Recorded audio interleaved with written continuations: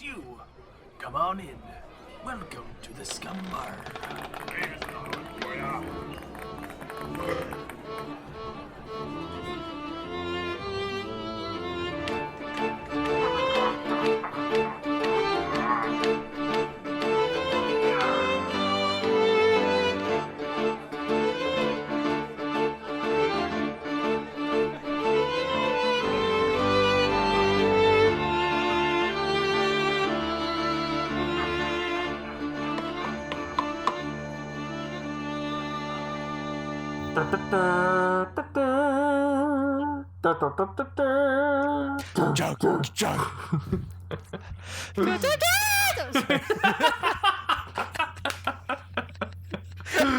That was well done. I didn't think I was gonna go for it. It just kind of came out. That was really good. And that's on a recording. Welcome to the Scumm Bar Podcast. I've been shot through the heart. You're to blame. You need love. A Bad name. Bad name. Welcome to the Scumm Bar Podcast, where we talk movies, video games, pop culture, books, Piccolo, and everything in between. I'm your host, Mattbrush, and with me today is a squiggly, wriggly little worm, and his name is... He can't even say his name. He's so distraught. Oh, that's such a distraction. Oh man, I wish everybody could see that. Hi everybody, it's Anth0z. I was just wriggling my fingers, and it got Anth0z. But you were pinching it with your lobster claw. Your own lobster. Aw, she's his lobster. She's his lobster. I guess that's the reference. Wow, that's even faster than That last was episode. so quick. Within the first minute, we got a Friends reference. Wow. Cool. Man, All right. that either means that both of us are watching Friends right now, which is probably true, or that we're getting worse as time goes. Or we're getting worse as time goes on. Anth0z, welcome to the cast. Welcome to the pod. Mattbrush. Welcome into my pod, man. Thanks, man. How you feeling? You like the pod? I'm happy to be here. Yeah, you ready to cast? Yeah, that perfect cast. I was gonna say it. Oh, you did it. Nice. My voice was already kind of like evolving into it as I was talking. Morphing slowly into Goofy. So well done. Okay, anyways, Anth0z, hey. let's get serious for a second.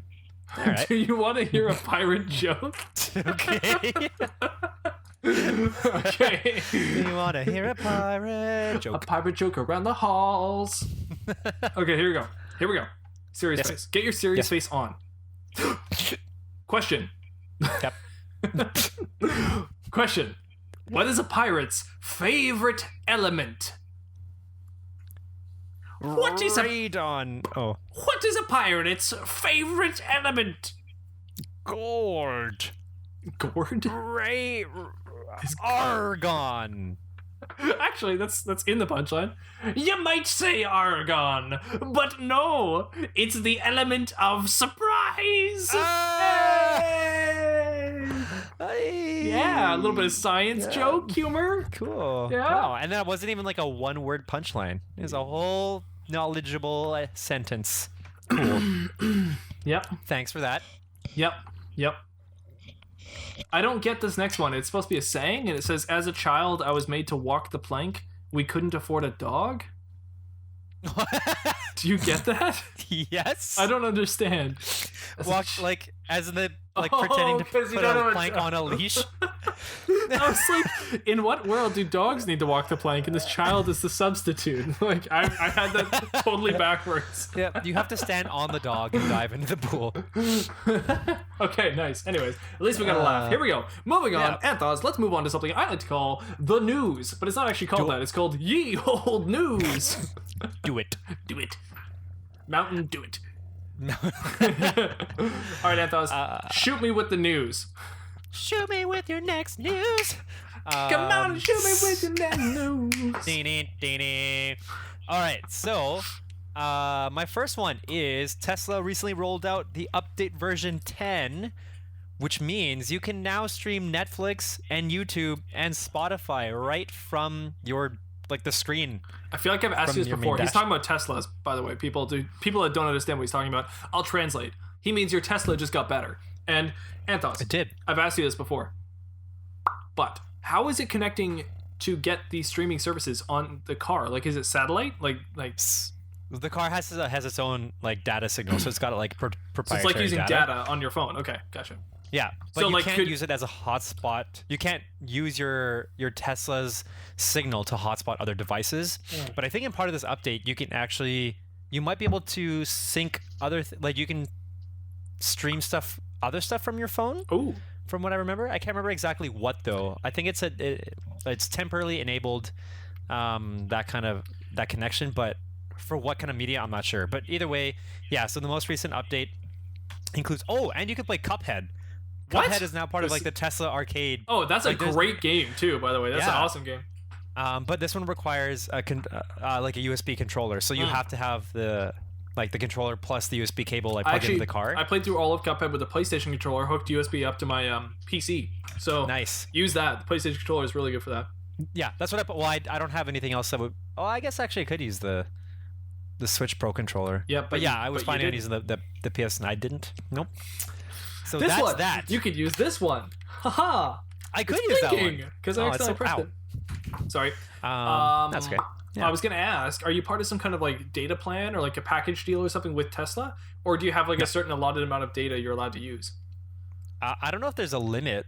So far Wait, that I know you can just of, stream Netflix all you want, 24/7. well, now you can, but I don't know how fast it's gonna be. So let's say you drove up to Whistler, and like on the Yeah. drive you just watched Friends the whole time, because that's Well, what no, you would you be doing. So You, I mean, I would be doing that, but you can't watch it while your car has to be in park. oh, So for see, I liability wasn't reasons, yeah, thinking yeah. for the driver's sake. I was actually thinking more for the rest of the car. So I was thinking like the Yeah, passenger. but it's still a distraction, right? So that they couldn't. I Right. feel like they couldn't legally let that happen. Oh, I somehow. see. Yeah. So let's say you're driving up to Whistler. You decide to pull over halfway up to Whistler. And Yeah. people that don't know, Whistler's like a mountain right up by Vancouver. So Yeah. you pull over on the side of the road. You're and not just pulling up to like the local Whistler. Yeah, not the Right, no, exactly.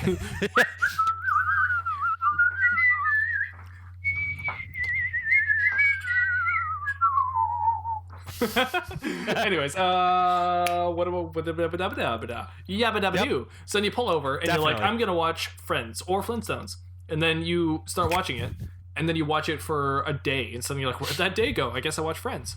Yeah. Nothing got charged to you during that whole time?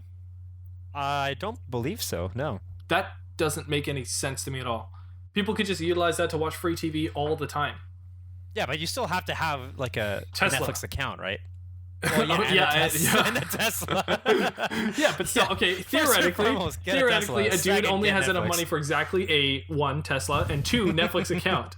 Then he can just watch infinite TV forever, wherever he wants. That makes no sense. There has to be a catch.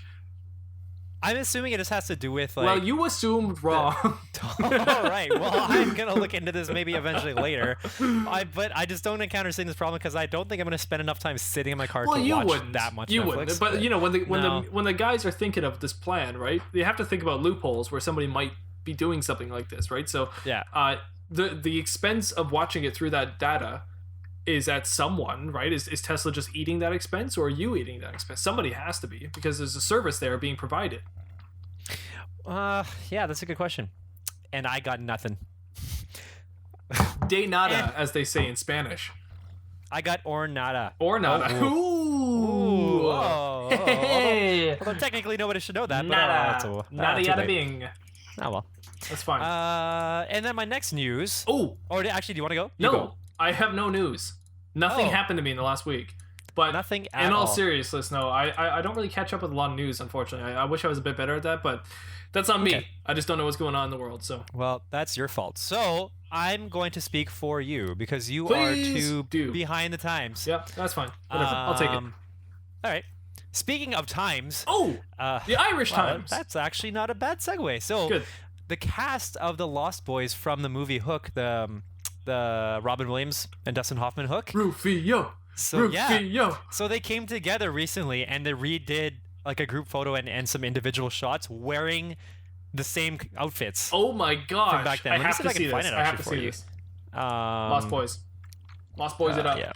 I love Hook, and just recently I was watching like a video essay on Hook on YouTube, and it was just so awesome reliving all the stuff on that. It was so cool.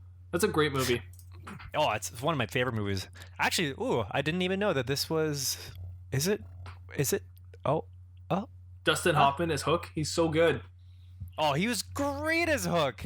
When he's like Man. just dancing with his like hook and like doing like the timing of stuff. It's, so good. And he hates Not the just clocks. that, but just his subtle like facial features, like where he just like the mustache is like twitching. no, like the mustache and like the eyebrows and Oh he's yeah, just but even when he's talking to the little boy, and you can see the plan, like the gears grinding in his head, and like the plan forming, where he's just like, "I'm gonna be the father figure," and like he's trying to pull Peter Pan out so that they can have like this battle again. It's so good. It's like the villain wants to wait for the hero to become the hero, so the villain can actually have the battle he's supposed to have. It's so good. Like you don't see that as much anymore. It's really well done. true. Yeah. Plus the actually, sets I don't recall. are great. I don't recall any other movie doing something like that. That's a good point, actually. Yeah, I don't think there is one. That's a good trope or a good setup. They should do in more movies, though. So my bad. I thought this was recent, but I'm looking at the Facebook post, and this is from August 9th, 2016. So I am pretty late in the times. Whoa, that's okay. Wow, Sending it to you. That's okay. Right this is our news, Anth0z. This is news ye. for us. In fact, the segment's called "Ye Old News." Oh, it's pretty relevant. It could be old news. Great. You're sending it to me. Did I you sent send it to you in this. Yes, in this video chat. I didn't get it. In the. I didn't receive anything. Click no, on. No. Look I at, just looked through the history of messages. I got nothing. Look at. Nope. Nothing. In the video screen. Nope. I see nothing. What? Nothing is here. I will. Anth0z, can you see me? Wait, I'm sending it. Oh, I know. I'm sending it to you. Yeah, I see that. What? What? Well, there's nothing else in the message. There. Do you see I that did now? not. No, nothing came through. Are you lying? No, I'm actually not. Nothing came through. What? I have nothing. You sent me nothing. Nothing. Okay, hold on. My Facebook is going slow. I want you to finish that song because I don't know what the song was. If I don't have you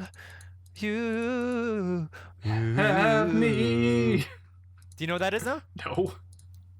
Take my life, take me for what I am. Okay, I'm sending it to you I on still Messenger. don't know what you're sending. That's okay. But you know what's funny? We didn't talk about it in our Aladdin review, but man, when Jasmine had her own song. I think we did talk about it, didn't we? Did we? Oh, that song. You know what's funny? In the theater. That was the one that had like the slow-mo parts, and we were like, yeah, that was kind of weird. Yes. What's funny is in the moment, I actually liked the song. I don't know what it was, but for some reason, in the moment, I actually liked the song. I just didn't like the scene. But now, re-listening to it, I'm like, ooh, that's not a good song. It's not at all. It's, ugh. Where she's like, what did she say? Speechless. She's like, I'm speechless. Oh, yeah. So bad. Okay, I'm looking at Lost Boys photo now. Oh. Holy smokes. Dude, look at the fat kid. I don't remember what his name was. Oh my god. He was Butterball? Shoot, what was his I don't name? know. He was awesome though. Oh my god. Some of them. The one kid in the middle, I don't know his name at all. The actor is James Matteo. I recognized his face, the older actor. I recognized his face immediately as the younger kid. That's hilarious. But wow, that's such a good photo. James Matteo, yeah. I encourage everyone to look up this photo because these guys look so badass now. That's hilarious. Yeah. And Rufio has still got the looks. That's funny. Wow. Yeah, well, it's the Asian genes. Like, he'll never age. But he's also like... Yeah, curse you guys. I don't know how you guys have that healing potion. I think he knows that he's got... well, maybe it's not even just him, but he has a following for people who really like him as Rufio and the voice of Zuko in Avatar: The Last Airbender. And I think just in his like normal daily life, he's still kind of like portrays those characters. Like he loves those characters too. Right. Kind of reminds me of how Jason David Frank is the Green Ranger, but he's like he still does Green Ranger stuff. Like he did that like a friends or like a fan video of like Green Ranger versus was it Ryu, I think, from Street Fighter? Ryu. So it was one of those like what if versus kind of things, like who would win. I think it was those two, yeah. And then so Green Ranger won. After he won, he took off the helmet, and it was Jason David Frank actually playing as the character, which is pretty cool. So yeah. Wow. Yeah. Well, yeah. So cool. Wow. Yeah, these photos are awesome. Yeah, that is a very cool photo. Thank you for showing me that. Anth0z, do you have any other news? I do. Boys are back in town. This might be... Boys Actually, are let's back see. in town. Oh, let me quickly talk about my personal life in terms of news. Okay. We're gonna get real deep here, guys. Hi, guys. Everyone, Oh, yep. take a deep breath.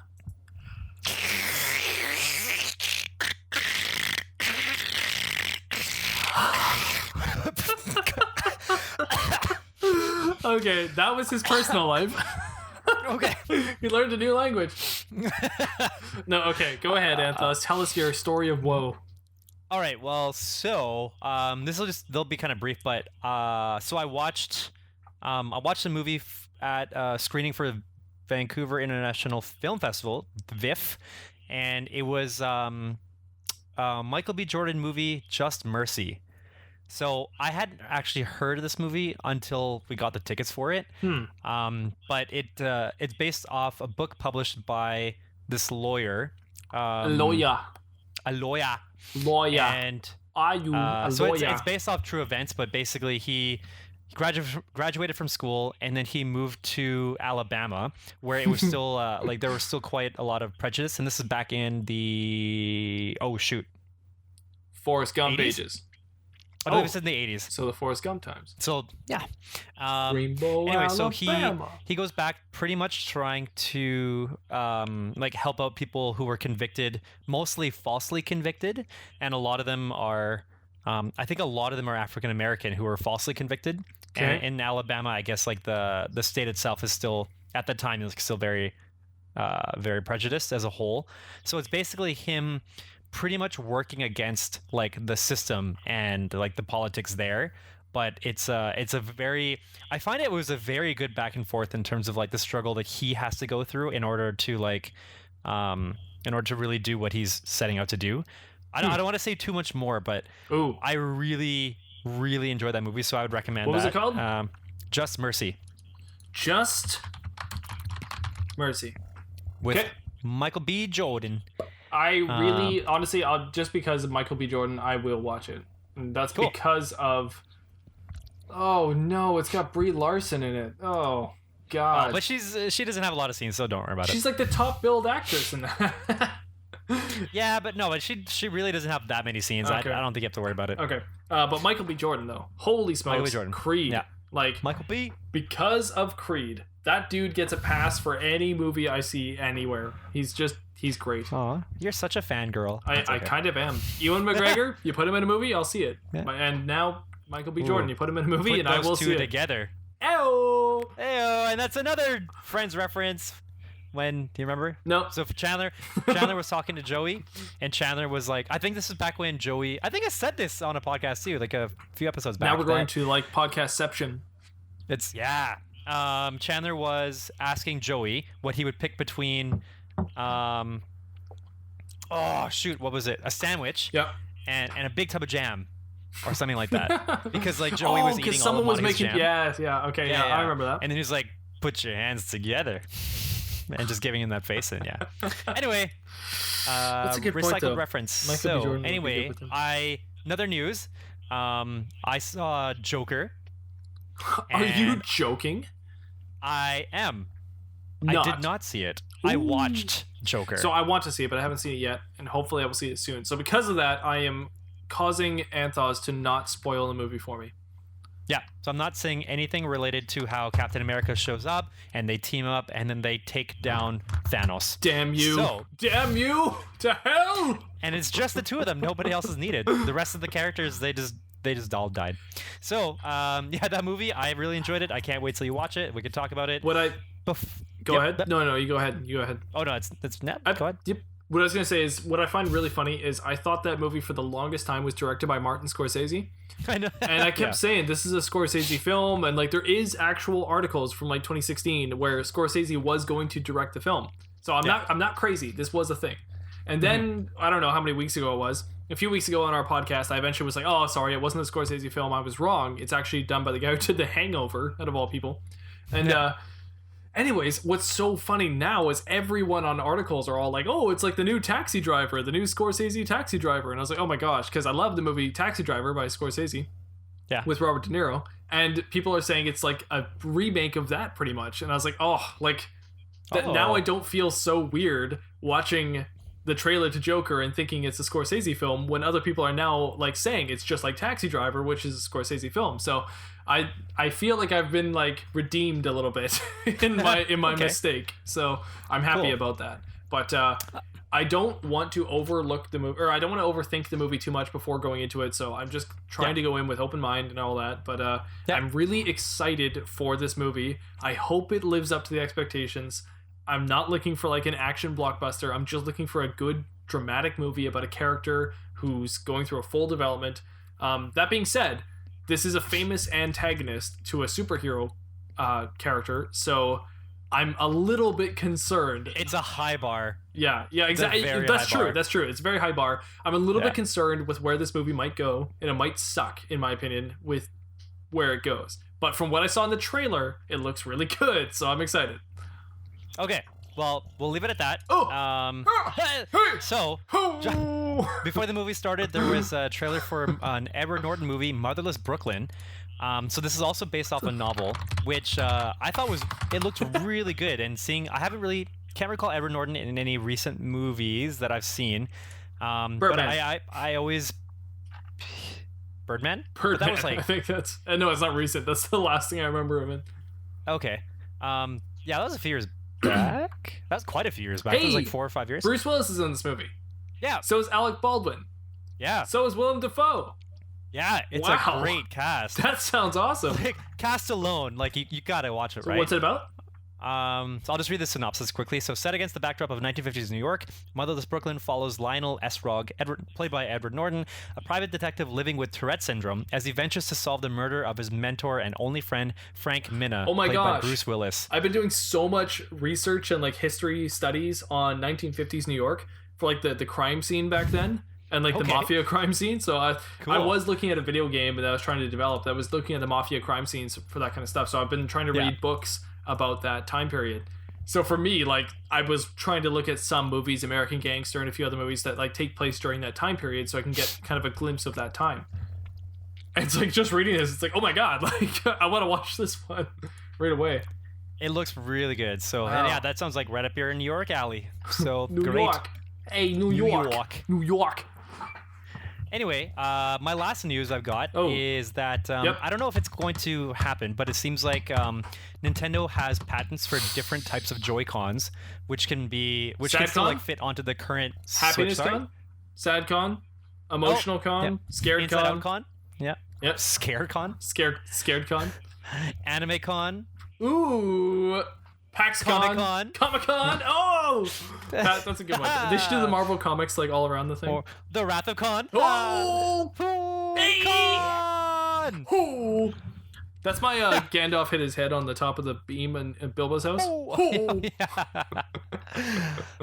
Anyway, so the different Joy-Cons, I think there were maybe like 3 or 4 different ones, but basically there's different widths, so there's kind of like more like real estate for you to like place your hand, I guess, like grip it around it. Because the Joy-Cons itself, like, they're quite small, and if you have large hands, it could be kind of annoying to try to man hands. Nope. So. Okay. All right. Fine. Sure. No, wait, why? No, that's fine. Why? It's a Seinfeld reference. I'm trying to start a new thing where we do references to Seinfeld, a much more superior show to Friends. But watch your mouth. Wash your mouth. Wash your mouth. I watched Seinfeld in a blur, so it's really hard for me to recall a lot of those details. Well, you know what? One of these days, you're gonna get me super into Friends, and I'm gonna get you super into Seinfeld. Is it on Netflix? No, I don't think it is. No, I wish it was. If it was, I swear it would do not as good as Friends, but almost as good as Friends. If it was, I swear it would do kind of good. It'd do better than Fuller House. I'll say that. Okay. So anyway, back to the Joy-Cons. Yeah, so there's different versions where I think. there's a version that doesn't have the analog sticks, but it's got the D-pad instead. Yeah. So there's a few different versions. I'm trying to remember the design of the Joy-Con and what it normally looks like. So each Joy-Con has the analog stick, either the plus and the minus button. Right. So Joy-Con, which is kind of like the start button. Joy-Cons put together is very similar to a PlayStation controller or a Xbox controller. Actually, it's more akin to an Xbox controller. It looks like, because the analogs are not side by side; they're diagonal. Exactly. Diagonally. It's more like an Xbox. Diagonally. Yep. But you're saying there is one that's got the directional pad instead of the joystick in the left version? No, and in both Joy-Con. Both Joy-Cons. It'll be on the left and the right. Okay, interesting. Yeah. What's it called? Joyless? I think you just I'm pretty sure you could just search up on Google Joy-Con patents. I know what doesn't work is joyless. No. It's a wireless Joy. I see. Okay. Oh, interesting. How interesting. Let's see. It looks like they were going to do a bend technology. Did you ever see that? They were going to have the Joy-Cons bend in a little bit? No? Because you see how they're flat, right? Well, there was going to be a section where like the front parts that were not bending in were going to hold the whole screen of the Wii U. Of the Switch. And then the top parts were going to bend in a little bit. So it's going to be more akin to like a PlayStation 4 controller where it bends at the top. They initially were looking at that. In fact, they have the patent for it. It's all here in your head. I guess that they... Like, I'm trying to think of how that would work at this point, considering people will take the controllers off and just use it like it probably horizontally, right? And it's kind of hard to find like the most optimal grip. Yeah, they really have a lot of colors available now for the Joy-Con. Hey, oh, there's so many. Yeah, that's amazing. I don't know why I never jumped on the Joy-Con. I feel like I should have. I feel like there would have been a lot of fun to be had with that. Just the Joy-Con, like no Switch. Yeah, who cares about the Switch? I just want to put my thumb on that joystick. I just want some joy. But yeah, if you look at, so I think the weirdest one, neon purple, is probably no. Sorry, if you're looking at the different patterns, so there's one where there's on each of them there's, I don't know, maybe it's kind of weird, or it's just like, I guess for what I feel like we need for the Joy-Con is having all the four, like the X, Y, A, B buttons. Yeah. But there's one where it's just, so the left one has the D-pad, then an analog stick underneath that. Yeah. And then below that is the A and B buttons. And on the right Joy-Con, it's the exact mirror, except instead of A and B, it's X and Y. Oh yeah, that would be very weird. Because, well, I mean, so for me, I'm a PlayStation guy.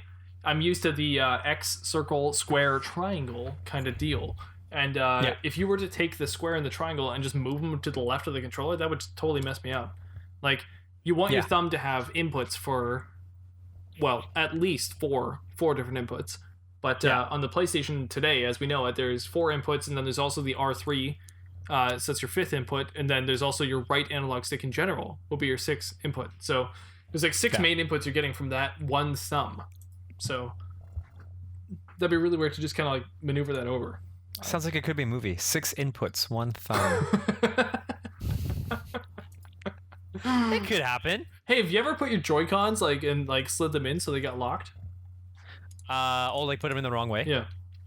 I didn't, but several of my friends did. No way. So really? I had to. Yeah, you just have to like force it out. That sucks. Yeah. The first time it happened, I got scared. I'm like, "Oh no, you broke it!" I didn't say that like out loud, but I was. What he really said was blowing up. I think I tried to be calm. I was probably like, "Oh yeah, that's it's doable," something like that. Something along those lines. Okay. Yeah. Then I had to go to the bathroom. So that's all my news. Okay, well, I'll take the first topic. My topic's going to be really quick, but I just want to talk about it, because I was looking at this the other day, and I was thinking, I love this, and I never get to talk about it, and I just kind of wish that there was a thing I did every single week where I get to talk about the things I love. So, I decided... if you really need, you can call me. Hello? It's me. Oh, you didn't know which song it was? It could be so many songs. Yeah. It could be Hello. I don't know other hello Is songs. it me you're looking for? It could be hello, hello, hello, hello, hello. Oh no, that's Ring, no, ring, that's ring, Karaoke ring, the Frog. ring, Sorry. ring. Banana phone. I was actually thinking the Hello Kitty theme, but I Oh. think I was singing hello, but to the Hello. Karaoke Frog and Friends theme. Hello, mellow yellow. So, Hello. Dello. So the thing I want to talk about is a PlayStation exclusive. Oh. Have you heard of The God Void? of War? I have. His name is Ares. Oh! Well, if you've heard of I God think, of right? War, then Yep. you know of the creator, David Jaffe. He's the guy...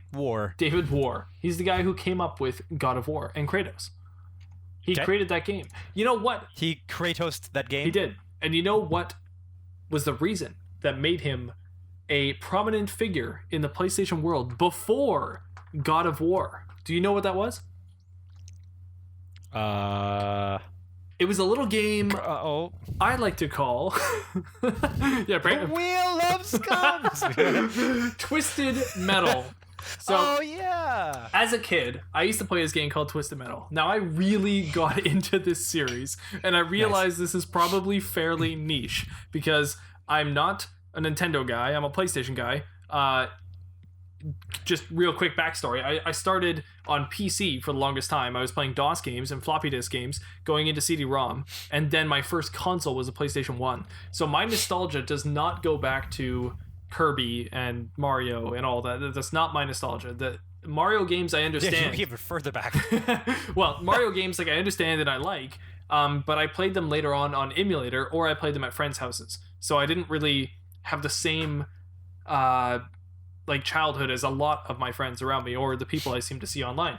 My childhood was like playing Doom on PC with my dad, or playing Twisted Metal on PlayStation. So this is one of the PlayStation games that like I just like really it resounded with me. I just loved playing this game. So Cool. I messaged you a little bit about this earlier just to see how you felt about this game. And what's hilarious is I wrote like a little thing about Twisted Metal. And it's going to be a video later on I'm going to put on my channel because I want to just like talk so much about the games. So each game I'm going to break down with like my childhood experience and like how I went through it and all that.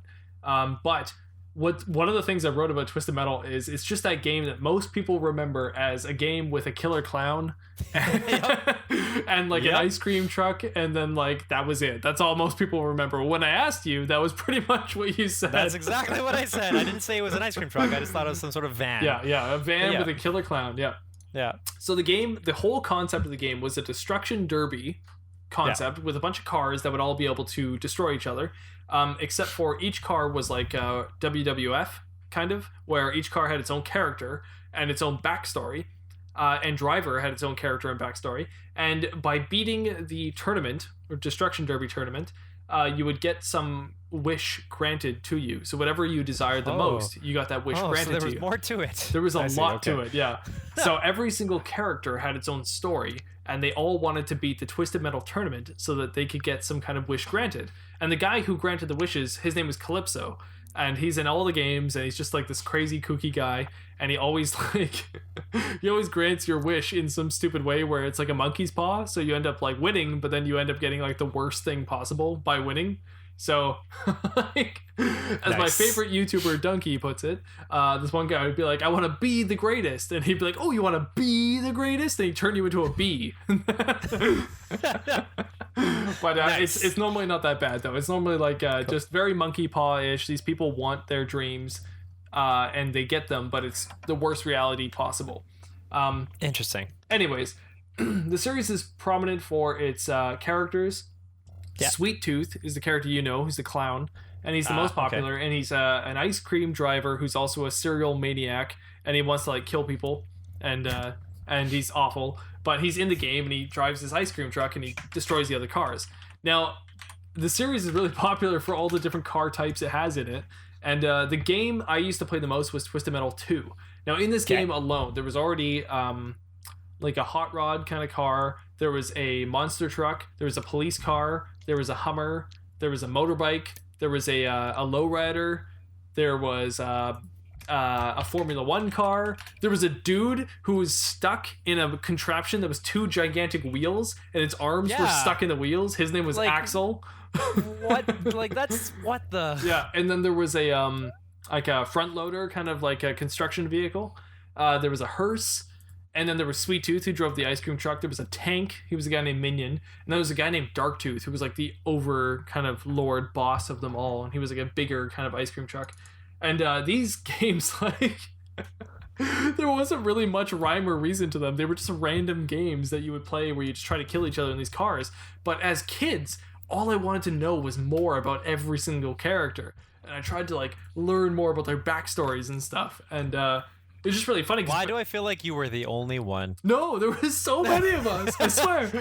No. I'd invite my friends over, and I would just, like, bore them to death with all the storylines of the characters. It was great. But there wasn't really internet back then when this game was out. So it was 96 when this game released. I don't know when I got it, but it would have been around 97 probably. So it would have been a little bit after it released. But yeah, the internet wasn't really a thing as much back then, so I didn't use it to really know more about the game. And yeah, so I would just kind of play the game, and I would just want to know more about every character that was in it. And I would make up different stories.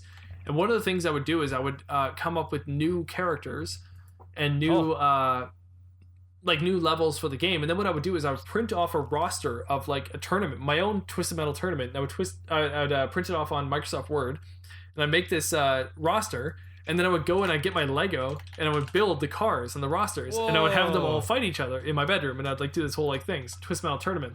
And yeah, like, it's just one of those cool memories I have as being a kid, and I have nowhere to talk about this awesome memory I have except for this platform here. So I just wanted to like bring that up as like this weird nostalgia I thought of the other day, and was like, wow, that was a part of my life for a little while there.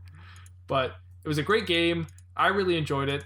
Looking back on it now, it's pretty violent and pretty crazy, but I used to love this. It was so good. Did I just stumble upon your photos of your you said that you would put together Lego, right? Yeah. There's an album. What? On Imgur? I don't know how you pronounce that. Imgur. Is it Imgur? I don't know, that's what I call it. Okay. What is it? I'm linking you. Will you get it? Ooh, you're sending me a link. Oh, you got it this time. How do you know? When you said you sent me a link, I thought it's because you saw it. No, I can't see it. Why aren't you getting my... I don't know. You're gonna have to sit in Facebook. Anyway, so anybody at home, if you haven't seen Twisted Metal, at least type in Twisted Metal into Google and look at what I'm talking about, and hopefully you fall into this like crazy world of like old school gaming before things got really PG rated. And it was a lot of fun. It was really cool. And keep in mind, I was about 8 years old, and this didn't ruin me. I didn't become like a crazy weird person. In fact, I feel like I'm pretty normal. But yeah, debatable, I guess. But it's a really good game. It was awesome. Okay, so I just sent it to you. I'm checking it out now. Oh, there's Thumper. It's Sweet Tooth. Yes. So like, Spectre. I'm looking at Axel, and I'm thinking like, this could have been a car in oh shoot, what's that movie? In Mad Max. Oh, like, totally. Yeah, it's so Mad Max. In fact, Twisted Metal 2... all these could have been in Mad Max. Twisted Metal 2 is actually really post-apocalyptic, so that game in general, it's kind of like as if the world is already ending. So you play in LA as the very first level, and LA is like already like destroyed and burnt out and like, I don't know, awful. So it kind of fits the Mad Max motif. Roadkill. Oh, wow, this guy did a really good job. This is pretty much what the characters look like. So there's a game that came out called Modnation Racers on PlayStation 3. And Modnation Racers, the very first thing I did was I made Twisted Metal carts for everyone to race as. And then, to my surprise, I was not the only one who came up with that concept. So, like, Sweet Tooth was everywhere. There was so many different Sweet Tooth vehicles that people made. And then there was all the other, like, Twisted Metal characters that people had made on Modnation Racers. So, I know I'm not the only Twisted Metal fan out there who still thinks about that game. And there's at least one other. There is one more. And I just love the series. It was really popular on PlayStation 1 specifically. On PlayStation 2, they only made Twisted Metal Black. It's the only one. It was good. It was really good. People liked it a lot, but that was it for PlayStation 2, which is a long life cycle. Then on PlayStation 3, there was one game called Twisted Metal. That was it. And it did okay. But the series has kind of fallen off now, and people don't really talk about it or really want it anymore. But honestly, if it came back, I'd jump on board right away. I'd be very happy. Well, sorry, when was the most recent one to come out? To be 2013. Released? It was called Twisted Metal. 2013. It was made by David Jaffe again. Say none of the Twisted Metal games had ever come out back when they did, and say the first one ever came out now. Oh, how well do you think it would not do well at all. It would not do well because it's a product of the times. It's such a product of the times. It's very It's very WWF meets Destruction Derby. I mean, there's no ifs, ands, or buts about it. It's just a time period piece, but it's so good. But the thing is, like, yeah, you're right. It's like Death Race. Yeah, Death Race. And in fact, actually, I think WWF made their own version of this. It was called like WWF. I don't remember what it was called actually, but it was like a kart Destruction Derby game that was pretty much the same concept because they already had the same kind of thing where like The Rock had his own vehicle and stuff, and they would like shoot each other and kill each other. It's pretty much the same thing. But yeah, like today, if it came out, it's not really the same kind of world. We don't have that same kind of attitude games that we used to have. And Twisted Metal was all about attitude.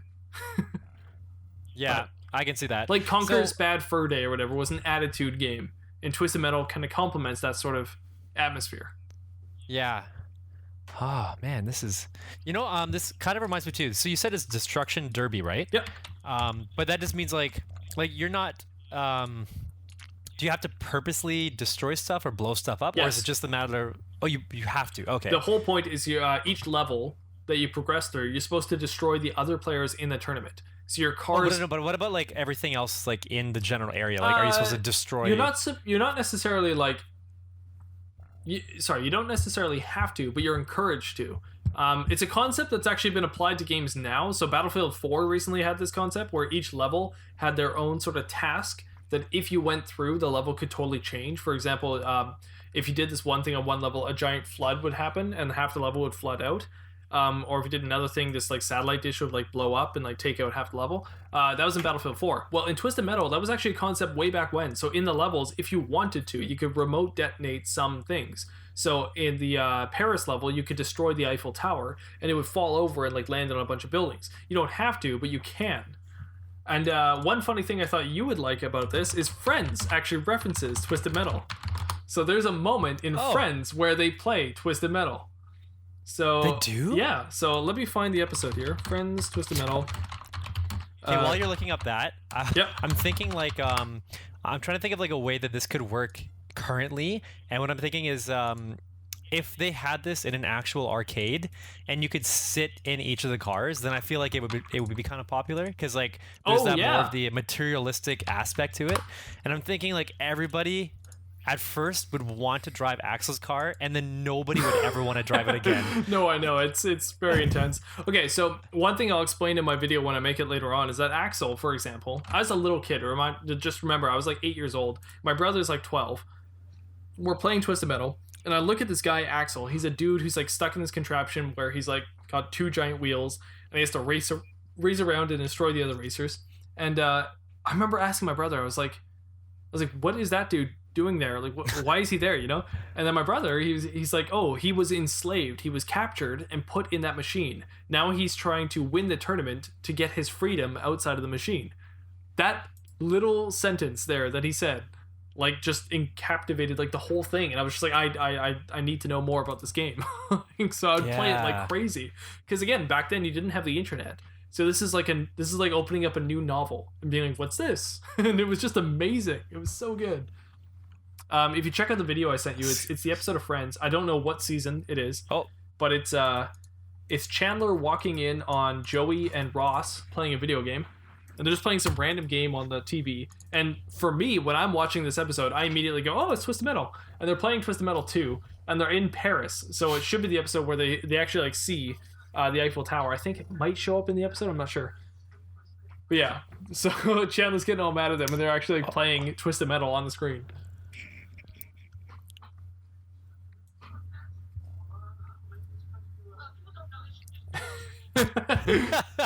So Joey is playing as Spectre, and Ross is playing as, or maybe Ross is playing as Spectre and Joey's playing as Roadkill. Looks like. Oh, okay. And actually, this isn't actually the thing I remember. So it's very possible they play Twisted Metal more than once. That's definitely because you said that the Paris shows up in the background. I thought it was the Eiffel Tower showed up or the Paris level they were playing. So I don't know if it's a different. Oh, the level. Sorry. Yeah, I meant like they happened to be in France. I'm like, I don't remember. No, they weren't. Sorry, France. No, the level was Paris. But actually, I can't find that video. So that might be the only reference. But I thought for some reason they were in Paris. So maybe it shows up again somewhere in France. But yeah, I thought it was kind of funny because it shows up in France. Cool, man. Like I don't recall them ever really playing video games. The only thing I remember is Joey wanting to act like he was gonna audition for like a 16-year-old role. Oh yeah. And he's like, PlayStation's whack. Stop with the whack, yo. I don't care. What was his phrase? What did he say? Oh yeah, he does say something. I remember that.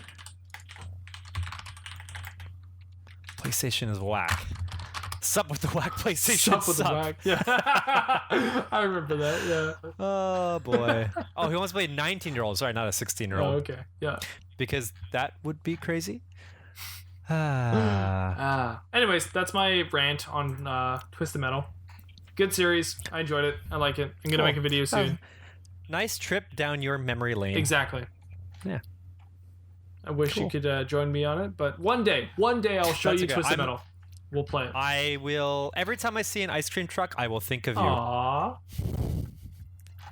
Did you, when you made your Lego one, how did you do your clown on top of it, like the clown head? Oh, no, I didn't make the characters that were in the game. I made new characters. Oh, right, yeah. Okay. So I gotcha. I mean, I did not have the material to make a clown head or anything like that. So I just kind of made up different characters. So I had Bionicle, and one of the things I did with Lego a lot was I would make the Bionicle fight the Lego, kind of like a Godzilla movie. So I'd have the Lego guys would be like, oh no, Bionicle's here, and the Bionicle guy would be like, eee! And then like the Lego guys would have to, yeah.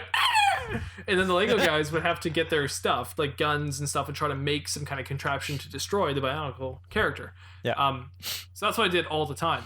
But sometimes with the Twisted Metal Lego stuff, I would add the Bionicle stuff into the Lego stuff. So one of the cars would have like a big wrecking ball, and the wrecking ball would be like from a Bionicle set that I would just put into the Lego, so that it would like be able to destroy the other cars by whipping really quickly and like take them out and stuff. So, whoa. Yeah. Cool. I honestly think a lot of my like storytelling aspirations that I still have today are just from when I was a kid playing with Lego. Like I don't know why, but Lego really like brought out something in me, and I love it. So Lego for me was like I think actually playing with any of my toys, there always had to be some sort of like long origin like story to why they're all in this scenario together. Yep.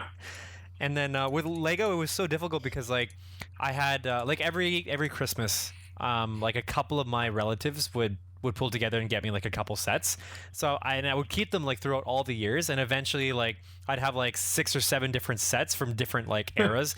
And then finally I got this one where it was like not like a Back to the Future, but it was like a time traveling set. And so finally I could use this one to connect all of the other sets together. So I would have them all laid out, and the people that were from the time traveling set would travel to each of those eras and like come back with like artifacts that they found from that era. And I'm like, oh man, I remember those days. That was fun. Really quickly about Lego too.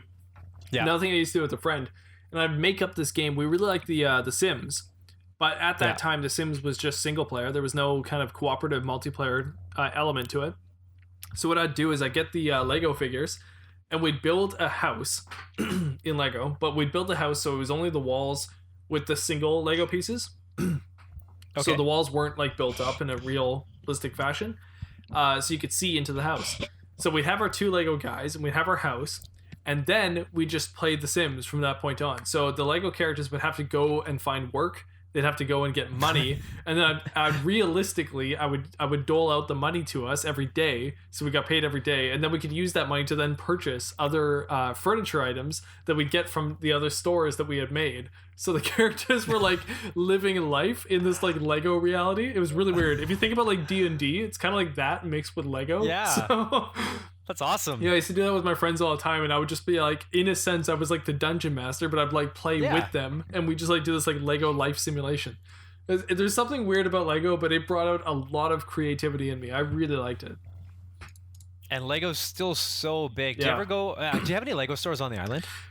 No, not like the Lego store, but like my fiance and we would go to Costco, and when we're at Costco, I'll see some of the Lego sets there, and I'm like, oh my god, like, oh, that looks so Lego cool. at Costco? Yeah, they have Lego in the toy section. They have a few different Lego sets, and cool. Yeah, I'll look at it and I'm like, oh, that looks so cool. And honestly, all I can think about is kids. I just can't wait till I have kids and I play Lego with those kids. And force them to play Lego with exactly. you. They're going to play Lego. They're gonna love it. So okay, yeah. So I was thinking about like the Lego store. There's one here at Oak Ridge Mall in Vancouver. Oh yeah. And so they will always display like the new, like the latest hot, like Lego thing, and it's always like $1,000 or something. So like one of the last ones was like Hogwarts. Oh, cool. And then I think after that was the Millennium Falcon. Wait, and, was it the whole castle of Hogwarts? I think it was. I feel like it was. I swear. I remember seeing like the dining hall and things like that. I'm sure there was a Lego Hogwarts. That's crazy. Yeah. Let's see, Lego. Unless it was some, or it might have just been some other castle. Let's see. Well, it looks like Lego Hogwarts is a thing, and you can like open it up and actually like see inside. So that might be it. Unless maybe it was some other castle. I don't know. But I just Like Lego nowadays, like they just make anything, and like people will buy them. And it's good. I mean, honestly, like Minecraft is my favorite video game, so it's not a shock that Lego is a like a kid's toy that I think is a really good tool for development. Ooh, Costco has Lego Marvel Avengers Iron Man Hall of Armor.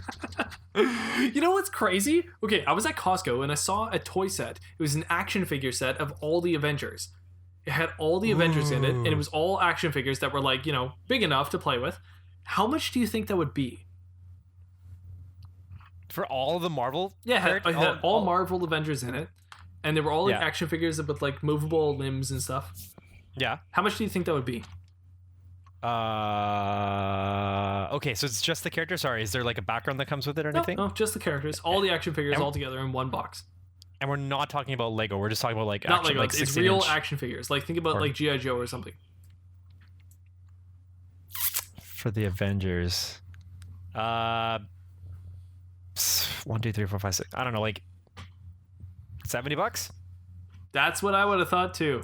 This was $30, and you got every single Avenger in it. And all I could think about was if I had a son who was like 6 or 7, you know. And you just buy this, like, that's a perfect Christmas gift. Now they've got every Avenger to just, like, play around with. Wow. All you need is, like, one Thanos, and they're good. Like, they can, like... That could be you, they can the play dad. The dad could be Thanos. Yeah, for sure. But it's like, oh my gosh, like, that's crazy. Like, little kid me would have loved something like that. And it was $30. I couldn't believe it. $30 for, like, years of happiness. That's... Oh, man. So Costco actually has something that I wanted to buy, and it looks like it's cheaper than when I last saw it, unless it's Costco literally just sells cheaper than what the Lego store does. But so my fiance and I go to Costco like every 3 weeks, and we spend about $400 every time we go. So I feel like I know Costco in and out. So what is it? What is it? It has Lego ship in a bottle. So you know how like there are those like people collect those, or like they make them and collect them. Yeah, but the ship in a bottle. Those ships in a bottle. And so when I saw that, I think it was like $150 when I first saw it. But I thought like that's so cool. I would love to have that, but I didn't want to pay $150 for it. Yeah, of course. But now on Costco, I see it for $80. Ooh. I'm really tempted. Ooh. But the Lego store. Oh, interesting. The Lego store sells it for $90. The Lego store. See that to me is like. You would have to go to like California or something to go to the Lego store. Like it sounds so prestigious.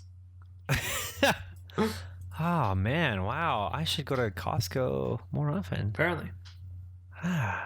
All right, Anth0z, it's been a long time, and I feel like we've gone off topic. And what I want to do right now is I'm going to bring it back down to a grounded level, and I'm going to say a little thing that I like to call.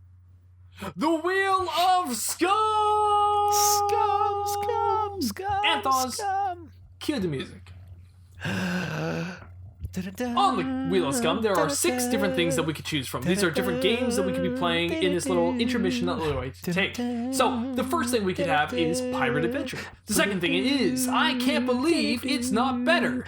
The third thing is Crossover Crossbover. Fourth is Tit for Tat from Anth and Matt. Fifth is Who Wants to Be Scum Millionaire. And number 6 is Swashbuckler. Anth0z, will you please spin that wheel? Click! All right, the wheel is spinning. To anyone who does not believe us, I promise you the wheel is spinning.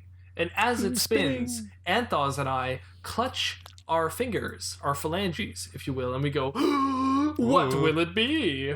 And we wonder. Well, I'm actually clutching the mouse while I'm opening several tabs of Lego from the Costco website. And it looks like it's Pirate Adventure. Wow, this is what we haven't played in a long time. Whoa, it's been a long time. Let me find the description. It's time to embark on your pirate adventure. Get ready as Mattbrush will tell you further instructions. Well, Mattbrush has to remember where we are in Pirate Adventure. Where are we even? I don't remember a thing. In Pirate Adventure, we were supposed to do 3 tasks. The 3 tasks were... Oh boy. What are they? The 3 trials. Right, there's sword fighting, thievery, and treasure hunting. Right, which one did we do? We did treasure hunting. I think we did treasure hunting, I believe you completed the trial of treasure hunting. So, we are going to move on. Wait, did we? Wait, I'm thinking thievery. Or did we do thievery? Wasn't I supposed to steal You talked to like some plans? old woman or something like that, as far as I remember. Yeah, she like kicked us out of her house. Yeah.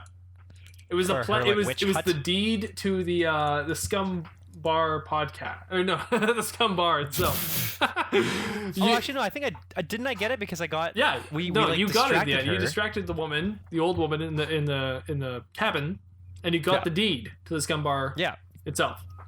Yeah. And you gave it back to the man. I don't remember honestly, but let's just say you completed the task of thievery. Okay. What were the 3 tasks? Thievery, sword fighting, and treasure hunting. Treasure hunting. Right. Yeah. Okay, good. Here we go. Is huntery a word? I don't know. Here we go. Okay. The story begins. We are in the actual Scumm Bar.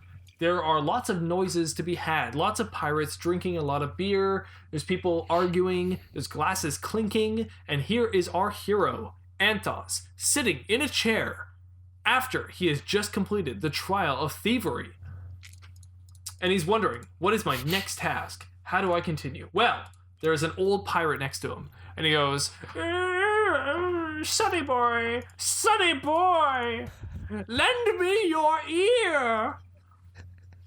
Anth0z wonders, what should he do? Should he listen to this man or should he walk away? What should he do?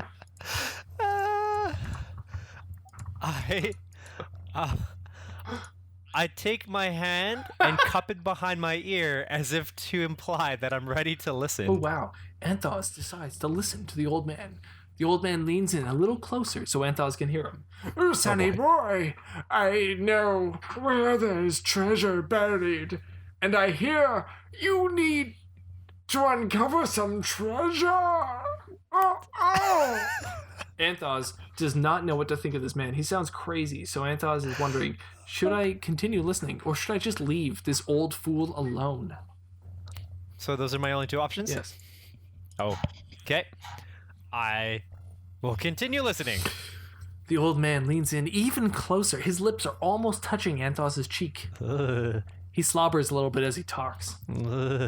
Sonny boy, there's treasure on the beach. It's marked by a big black boulder. And then the man passes out onto the table. Wait! I knew it. He's drunk and just totally passed out. Anth0z doesn't know what to do next. What does he do? Oh, I thought that was it. I don't know what to do next. What does he do next? I get a cup of water and splash it on his face. Oh no, wait. I pour it all over the rest of his body, and last I pour it on his face. Ooh. The old man suddenly jolts awake. And he runs out of the Scumm Bar, running, screaming at the top of his lungs. Anth0z can hear him in the distance as he disappears. Oh, I guess I follow him. Oh, wait, no, I grab... Is there anything around me? I'm gonna grab something and take it with... I'm just gonna grab a cup. I'm gonna follow him. The waitress grabs Anth0z's arm. Sonny, you can't take that with you, you know. That is a cup from the Scumm Bar. I'll say it's a collector's one that I got from the Scumm Bar years back, and I paid for it myself. Oh, I'm so sorry, says the waitress. I had no idea. Okay, all right, well, enjoy your night. Be careful. I hear there's werewolves out there, she says, with a sly smile on her face. So then I grab a silver spoon and leave. Anth0z walks briskly out into the night. There is it's a cold breeze. He can feel it, you know? It's one of those breezes you can feel. And Anth0z decides, it's cold. Should I go to the beach? Or shall I look for my uncle, whose name I can't remember right now, but he has an uncle for some reason in the story. George? Yeah, something like that, yeah. Or Ben? I don't remember. John. Uncle something. My uncle's annoying. I'm just gonna go after the guy. Anth0z decides to stroll down to the beach. As he walks onto the cold sand, he can hear the waves. Whoosh, whoosh. He knows he needs to find a black rock for the treasure. Where does he start to look? Left. Anth0z decides left is the best choice that he can make. So he goes left. As he walks further down the beach to the left, he notices there is a beached seal. A beached seal.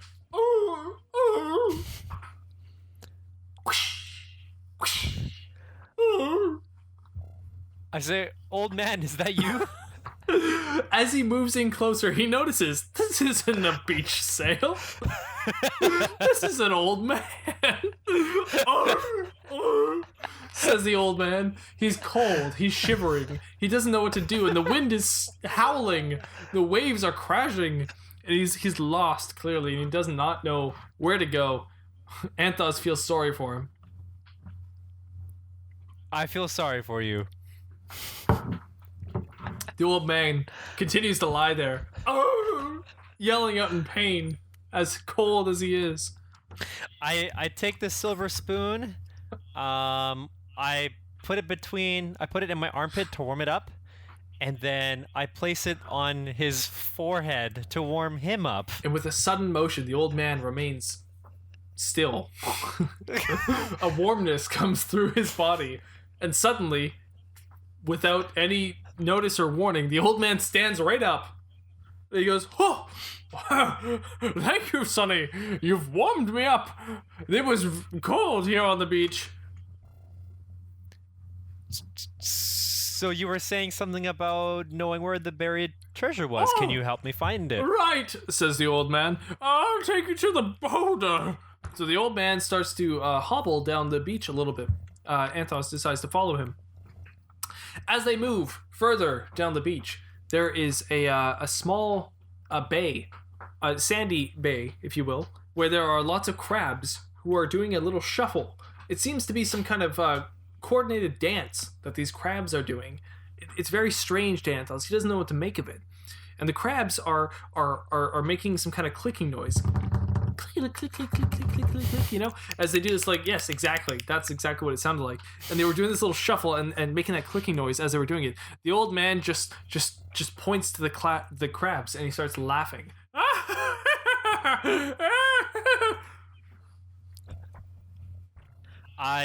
I join in and mimic the crabs. Anth0z joins into the crabs. He moves into the circle. There's a little space for him, and he starts to dance with the crabs. In fact, he gets crouched down. And he starts doing a little clacking noise and moving with the crabs. The crabs enjoy this. I ask the old man to join in because I feel like I feel like it's the place to be. Anth0z looks over his shoulder to go and talk to the old man, but suddenly, the old man is gone. Whoosh, whoosh. And Anth0z remains clacking and dancing with the crabs. I asked the crabs if they saw where he went. The crabs design an arrow in the sand, and it points westward. I go westward. Anth0z decides to continue westward down the beach. As he walks westward, there is a big black rock in front of him, taller than a mammoth, smaller than a bread box. In front of Anth0z, he sees a black, glossy rock. Old man, is that you again? Anth0z shouts at the rock. Whoosh, whoosh. Nothing happens. I walk around it and survey it, checking to see if maybe there's some sort of way that I can get over it or under it or grab it in some way. Anth0z inspects the rock thoroughly. He notices that it is a black, glossy rock. Okay, I try to push it. Anth0z tries to push the rock. The rock is huge and very heavy. He does not get far. I try to climb on top of it. Anth0z climbs on top of the rock. He feels like he's on top of the world, and he shouts out into the breeze. Says Anth0z as he shouts out into the breeze.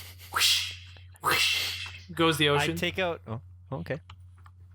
I take out the cup and my spoon, and I place the spoon down on the top of the rock, and then I place the cup on the head portion of the spoon, making the lever, like the handle of the spoon, come up so it's tilted and pointing up at the moon. And as Anth0z places the cup on the spoon in this ingenious motion, the rock starts to shake. And as the rock shakes, Anth0z jumps off the rock, and it shakes, and it shakes, and it shakes violently until it falls right over. The rock has fallen over and has exposed a tiny hole underneath where the rock had been.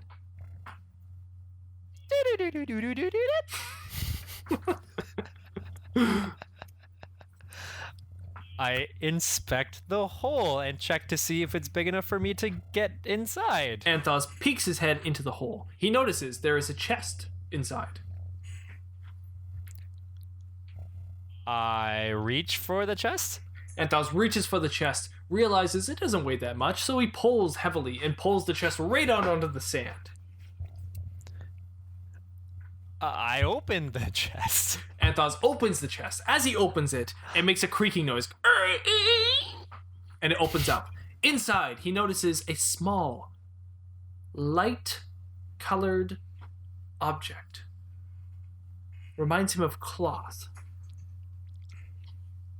I get the spoon back and start moving the cloth with the spoon, just in case it's dirty and I don't want to get it on my hands.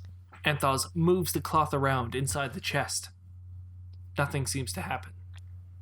Okay, I take the cup in my other hand, and then with the spoon, I pick up the cloth and stuff it into the cup. Anth0z stuffs the cloth into the cup. Feeling safe and secure, he pulls the cup up to his face and looks at the cloth. I look at the cloth. He looks further at the cloth. He notices markings of some sort on the cloth.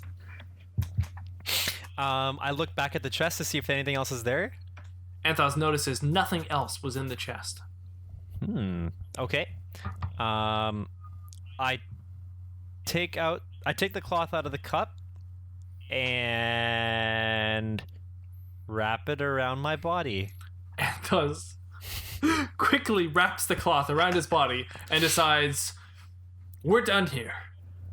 As he walks into the night, the waves crashing, whoosh, whoosh, the moonlight above him. And Anth0z thinks, 2 down, 1 to go. And that is the end of our story for now. Who knows what is next on the Pirate Adventure? Next time with Anth0z and the 3 Trials. Thank you for listening. All right, cool. Awesome. All right. Man, this is like actually playing Dungeons and Dragons, isn't it? It kind of is, yeah. It's a little bit like that. Because I have no idea what you're going to say, and you don't know what I'm going to say, so we don't really know where the story's going to go. But you don't even know what you're going to say either, right? Don't you make it up on the spot, too? Well, I do to an extent, but I also have an idea in my mind. But at the same time, who knows if you're going to go with that, so then we just have to play with it, so... Okay. Well, I do... Okay, so the one thing that I didn't go with that I still intend to, if I remember by the next time, which I probably won't. Yeah. I don't even remember. I don't remember what I meant last time either. So. Well, I'll try to actually read the inscribing on the cloth at some point. Oh. But we shall see if I remember that. I do know what's on the cloth. You'll have to find out next time. Oh, you do know? I do know. Oh, you do. I do. All right, Anth0z, I'd like to take us to another section of today's episode that I'd like to call topic number 2. Two. All right.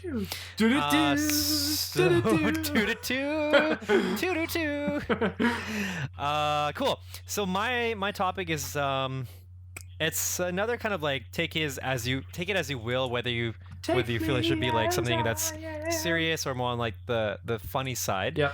But I want so we can kind of go back and forth if you think of any, or you can look up some. That's fine. But we're going to dissect quotes. Ooh. So all right. we find the quote, we kind of read it through, and then I don't know, do we say like whatever? It could be like what you think it means to you, what do you think it should mean to the character. Okay. It's kind of open to interpretation, but it's just because I know there's tons of quotes out there, and I think depending on the situation, they can all be interpreted differently. Okay. So I'm gonna start you off with the first one, and it doesn't have to be like a back and forth. Like you don't have to give me one. You can just pick one yourself, and you want to just talk about it, or you can, we can both talk about it. Really doesn't matter. But the first one is, with great power comes great responsibility. Ooh. Yeah. So, I'll start us off. Just obviously, I think most people who know the quote, or maybe everybody who knows the quote, will know likely that it's from some iteration of Spider-Man. Oh. I don't think it was from. They didn't actually say that in the Tom Holland one. No, they never said it. Okay, yeah. So, so with great power comes great responsibility. I believe it's just Uncle Ben trying to shed some light on Peter, not knowing that he is. I don't think he actually had Spider-Man's powers at the time when he first heard the quote. From what I remember, you can correct me on that. Or I don't think he did. He might have actually. I don't remember. Maybe. I mean, it kind of makes sense. But either way, I think the point is just the point that quote to me is trying to symbolize is just that we have these gifts, and I guess depending on what your gift is, that you can contribute to life, to people, to Earth in a specific way, as opposed to taking it for granted. I feel like that's kind of just like a very, very simplified version, but why don't you tell me your thoughts on the quote? Yeah, I mean, I see the quote as a "don't let power get to your head" kind of quote. So it's when you are responsible for a lot of people, that doesn't necessarily mean that you are all powerful and all amazing. It just means that you have more options to choose from to keep these people alive or happy, or fill in the blank there. So it's joy or more Joy-Con. You have to give them more Joy-Con. That's all I see with the quote is, with great power comes great responsibility. The more you gain in let's say power, whichever that might be for you, which is subjective, the more choices or options you have that you need to take. So yeah, well that's said. how I see it. I like it. Yeah. I actually like that you mentioned like there's, I guess with that power you have a lot of options available to you. Yeah. Because I find that that's something that really that kind of adds like an extra level, because there's like one more decision kind of that like you have to make, like which option, like Right. I have these all of these things that are available to me. Now I have to decide which one is going to be the best to provide the best outcome, not just for me, but for the people who will be affected by my decision, right? And so it comes this like multi-layered, very multi-layered, like impactful choice, really. Yeah. So yeah, Exactly. yeah, I like that. Okay. Yeah, cool. If you have any, feel free to bring them up. If not, I've got some. I've got another one. Got some in me pocket. I've got one. right. Life is like a box of chocolates. Okay. Ooh. I like it. So, life is like a box of chocolates. Okay. Like a box of chocolates, especially ones you get from like Godiva or like Lindt, or like those like more like the high end Super good. chocolatiers. Amazing. They usually come with some sort of instructions, or they come with like a kind of a diagram, so you know just which choice is going to reveal what kind of flavor. Yep. Now life does tend to show you by experience what will happen when you choose one thing over another. So I don't know where I'm going with this, but Variety. but variety. But really, life being like a box of chocolates is like you are creating your own variety of chocolates. You are putting together the diagram for your box of life. You knowing that you have all of these options in life, all of these flavors of people, all of these different colors of things that you like. It's really everything has some sort of I guess like a description or something that really everything has kind of an explanation in some way. They don't always make sense, like those diagrams in boxes of chocolates, because I don't necessarily agree with all the flavors that I taste when I read them. But it's up to you to really define what all of those mean, what all those aspects mean to you. Yes. Yes. Yes. Yes. Yes. I'd agree. Oh, yes, I'd agree. Yes. Cool. Thank you. Yes. Yeah. Do you have anything in mind? If not, that's okay. I just say that it's like a box of chocolates because you never know what you're gonna get. You know? Yeah. Well put. I like it. All right. Well put, Go ahead. well put. Shoot. Okay. May the force be with you. Ooh. Wow. May you. You're going through like some Jim Carrey phase right now or something. May you believe in your belief. Okay. May you believe in your belief. That's all May the Force be with you means. I like it. May you believe in your belief. Okay, what do you think? Cool. May the force be with you. To me, it means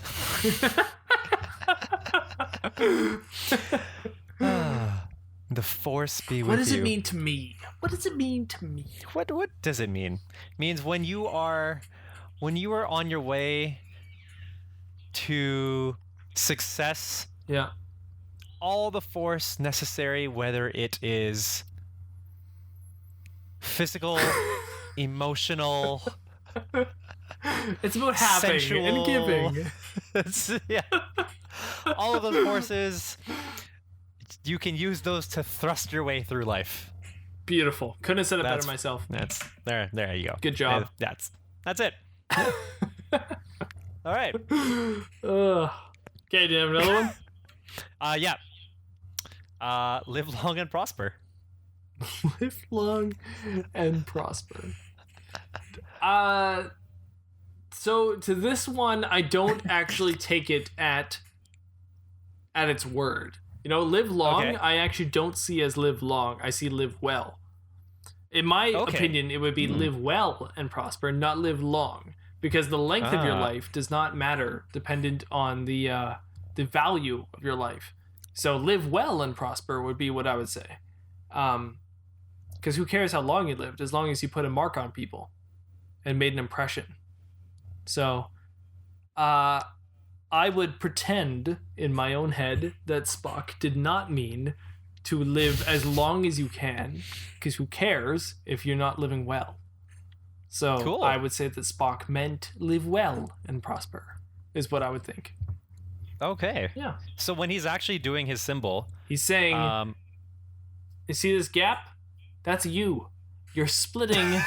I don't know. wait. Does he hold it like this, or is his thumb connected to his fingers? I think it's 'Cause out. if it's not, I don't know. If it's not, if you actually look like it, it's in the shape of a W. So maybe he does mean live well. Well, like W for that's well. what he's saying. Live It's the well and secret prosper. W. Yeah, that's all That's it what is. it is. It's the W. It's the dub. The dub. Live dub and prosper. He invented the dub step. Okay, go ahead. Previously known as the Spock step, but yeah. What did you think he meant? I think he meant exactly what you said. Oh, you can't steal mine. That's harsh. Okay. Make up your own. Live long and prosper. Yeah, I didn't really think about this. Live long and prosper. I guess for me. Okay, let's see if I can be really serious with this one. Ooh. Get Ooh. get deep. Let's get real All right. deep. So let's take our lives for example. Ooh. Our real It's too lives. cliche. So The living days of our long- lives. Yeah, living long. I would say that living long doesn't necessarily mean long in terms of like extending your life. So like Justin But Long. I was thinking Justin Long when you were talking about your. I don't know why. I wanted to put him into my explanation, but then I couldn't. Well, you Anyway, did. sorry. You just did. Well, you did though. Okay, I forced it into your description. Yeah. You made the force to be with me. So- Unagi. Salmon skin roll. So, so live long and prosper. I think, yeah, in terms of, as opposed to it being long in terms of length or extending your life, I take it more so of, and it's kind of in a mixture of like the Ferris Bueller quote, like slow down. Oh yeah. So, because life does move pretty fast, and that fast or that speed is kind of like that's sort of tied in with the length of life, because you feel like if life is moving too quick, life is too short. Now life is too fast. Like it's over too fast. But Right. really, like I think the more you can take time, the more you can take time to see what is a part of your life, what is important to you, what is it you really value, and you put in the effort to exuding those, to show, I guess, if something that is important to you is your friendship with somebody, and you put in the effort to really make that friendship like a very positive thing in both of your lives. Yeah. I feel like that's in a way living longer, because you're kind of making yourself, you're filling your life a little bit more. You're saying And I it's feel like more about that's- how you perceive it. Sorry? You're saying it's more about how you perceive life. Yeah, because you can't really extend your life in time technically, right? Like Right. we all have our own expiration per se. For sure. Yeah, and then the prosper, I think, is kind of like tied in with that, because the way you prosper is, it's kind of like currently with living long. It's with how you are living your life based on those things that you value. Right. Yeah. Okay. Yeah, that's it. Okay, I got one for you. Yep. I'll be back. Ooh. I'll be back means that in a future timeline, you will see me again. Okay, Right? I like it. Yep, I like it. What do you think? I think it means if there's a partnership, one person takes the front and the other person takes the back. Oh. So you took it as a totally different thing than what I thought. Yeah, but Okay. really, they're both accurate. Well, they're both, yeah, you're right. They're both accurate, but which one's right, though? They're both right. What did you say? I will take the back? So, like, say you and I we're a partnership. So Right. I'll be back, Right. but you'll be front. Or if we were going to rob a bank. and if I want to come from the front and you want to come from the back, then I'd say I'd take the front. You'll be like, I'll be back. Yeah, see, you got it. Exactly. Okay, yeah, that makes sense. Yeah. Perfect. Okay. Yeah. Cool. All right. Interesting. Do you have any more? No. Well, do you have more on your list? I got a couple more, but I'm just gonna. This will be the last one. Okay, go for it. There's no place like home. Ooh. There's no place like home. What she's saying when she says there's no place like home, she is saying that the routines and the comforts of our daily lives are so mixed up in our personality as well that no matter where we go, there truly is no place like what we're used to. So yeah, I understand that in the sense that when I lived in Vancouver, I spent 5 years creating my lifestyle, my house, my how I lived. And then now that I moved back over here, I'm still trying to find myself a little bit. I'm still trying to get back into that routine and all that, just because I can't find my home. I can't find my routine or pattern yet, and it takes some time. Once I find it, though, there truly is no place like home, because no matter what you do, you're used to that routine, and you can always go right back to that. So I'm very excited to get back to that fully. I'm almost there, but I'm not there yet. So to me, that's what no place like home means. Nice. Yeah. Cool. Yeah. What do you think? I think home is never far away. Home is home star soup. Cool. Great. Well, Anth0z, I'd just like to say one thing. Where can the audience find you? If you want to find me, you can find me on Twitter at Anth0z1. That's at ANTH0Z1. If you want to find me, you can find me at Mattbrush Gaming at Twitter. Or you can find me at Mattbrush Gaming on YouTube, where you can find this very podcast in video format. And it's great for your eyeballs. But if you want to use your earballs, you could listen to any podcast platform that you typically listen to. So let's say Podbean, let's say Spotify, let's say iTunes, let's say Stitcher, let's say Twitcher, let's say Pritcher, any of them. Let's say Witcher. Any of them. It really doesn't matter. Any of those itchers, you can listen to our podcast platform. All you gotta do is type in the Scumm Bar Podcast, and you'll find us on there. And if you want to listen with or if you want to use your nose balls, then each episode, grab a different fragrance and smell it while you listen to the podcast. I don't know why people don't listen to you more often, because that is a great suggestion. And if you would like to contact us, you can contact us at the scumbarpodcast@gmail.com. Leave us any kind of comment or just, suggestion or whatever you want. Just or you can comment, talk. Just give us a little talk. And you can leave us a comment on any of our podcast platforms or on our YouTube channel. Leave us a like or review. Let us know what you think. If you have any suggestions for us, we are open to anything you got. So please give us your feedback, because we adore it. Aww. And now, without further ado,